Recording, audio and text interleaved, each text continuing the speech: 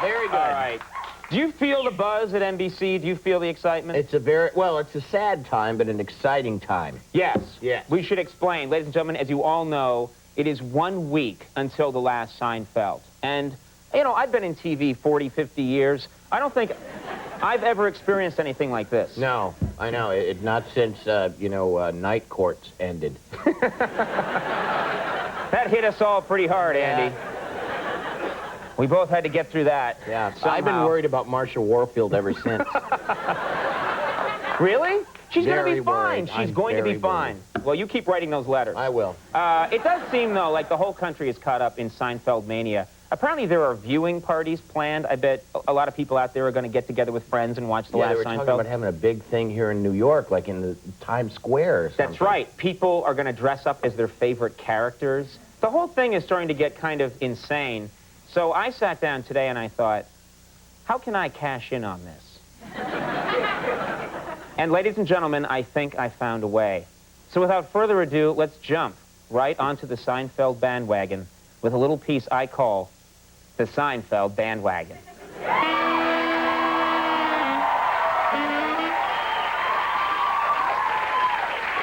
It went away. Clever name. Yeah, well, I came up with it myself. All right, now let's talk about Seinfeld just for a second, the TV show. Now, the show took some heat a couple of years ago for having a character called the Soup Nazi. You all remember the Soup Nazi? Yeah. People thought you can't call a character a Nazi. That's offensive. But that really isn't fair, because there's a long tradition of Nazis on television. For instance, there was Colonel Klink. You all remember him. There was Columbo. We all remember Columbo. Alf, of course, we don't want to deny. And, of course, Martha Stewart. So it's important to defend Seinfeld, first of all. Now, folks, there's all this attention focused on the Seinfeld finale, okay? But actually, there are other shows that are leaving the air this month, and they should get some attention. Absolutely. Yeah, like the Discovery Channel's long-running series, Giselle, which follows the life of a single gazelle named Giselle. That's a really great series. I've been following it, and folks, here's a heartwarming scene from the last episode.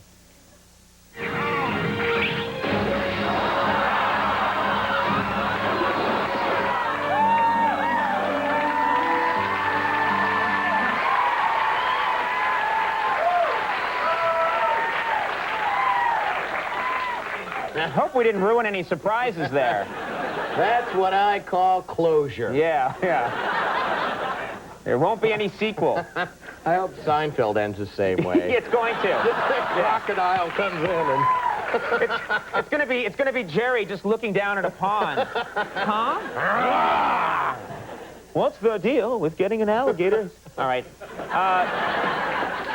Very powerful man. I shouldn't mock him. Now, one of the best things about Seinfeld is that great music they play in between scenes. Well, folks, NBC may be losing Seinfeld, but that doesn't mean they have to stop using that music. Here's an example of what the network has planned. On Capitol Hill tonight, a giant bill to upgrade the nation's highways and bridges has passed the Senate. It will cost hundreds of billions of dollars. More now from NBC's Gwen Eiffel. The Woodrow Wilson Bridge was built to carry 15,000 vehicles a day. I've never liked Brokaw more. The news wouldn't be such a bummer that way. I know. You'd like the snappy transitions. Yeah. Now, you calm down, Andy. Yeah. I've never seen you freak out quite like that. You should just start doing that during the show for no reason. All right. Now, the last Seinfeld is expected to be one of the highest-rated shows of all time. And NBC, you've probably read about this, is charging advertisers accordingly. They're asking for the moon. A 30-second spot is going to cost over $1 million. That's right, over $1 million. Well, since our show that night will also get a higher-than-normal rating, because so many people will see Seinfeld and watch us, I wanted to stick it to our own advertisers as much as possible for that evening. So take a look. Listen, Roscoe the Tire King has been an advertiser with us since the beginning. So I want to be fair.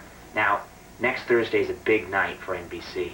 So instead of the normal $50 for a spot, I'm going to ask $55. I think that's reasonable. Ow!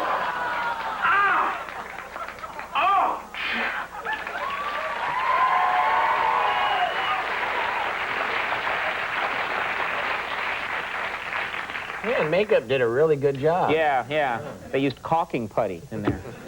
Now, folks, as it turns out, though, I didn't have to pressure our advertisers at all. NBC is making so much money on this last Seinfeld that everybody at the network is benefiting. I mean, they're spreading the wealth around pretty nice. In fact, I met with a network executive just this morning. Let's see what happened. Well, of course, you're right, Conan. NBC is rolling in cash right now, but NBC is a family, and a family takes care of its own.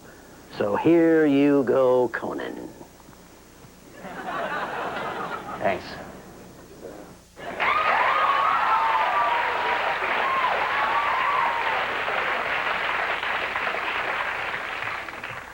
Where's my part of the fish? You're getting your part of the fish. Keeping it on ice for you. All right. Relax.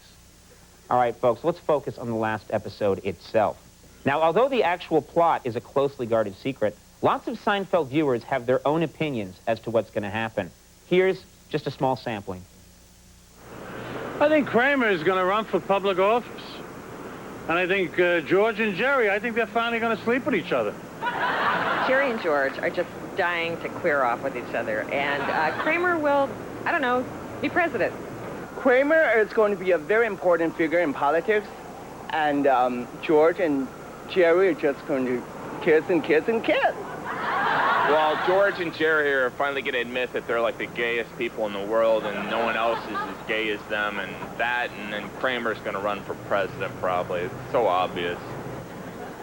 Kramer president, George and Jerry, gay. Where's his hurry? Where's he going? It seems to be what people are saying. Well, folks, everyone's got their opinions, but we've got the scoop on what really happens on the last Seinfeld. We've got Tom Agna, an actor who actually appeared in tonight's next to last episode. He played a guy George runs into in a movie theater. Take a look at this clip. Give me a box of those and one of those. Excuse me, are you the guy with that funny laser? The laser's not funny, I'm funny. All right. He's really good in the episode. Funny guy.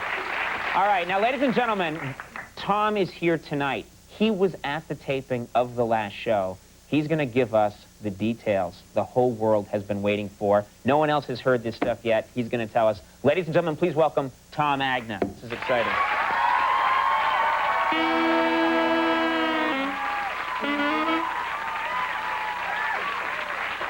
Thank you. All right, now, Tom, let's get this straight. You appeared in the next to last episode, right? That's right. Okay. And you were at the taping of the final episode as well. Yes, I was. Okay, and you're willing to tell us what happens on the last Seinfeld episode? Yeah, sure. You know, it's not like they're going to make me a recurring character. You know, the show's over, right? Yeah. Right. Okay, great. All right, so go ahead, tell us what is going to happen on the final Seinfeld. Well, I'll tell you, it was really great. Really one of the funniest episodes I've ever seen. You'd never see it coming.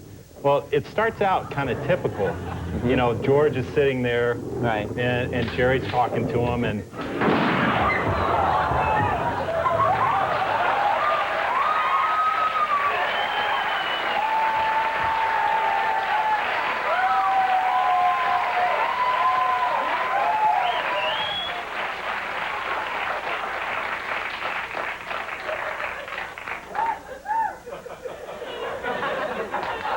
guess we're going to have to wait a week. Yeah. Hunter, don't you go anywhere. You stay right there. All right, folks, we'll take a little break here. We'll dispose of the corpse, and then we'll be back with David Hasselhoff. So cheers.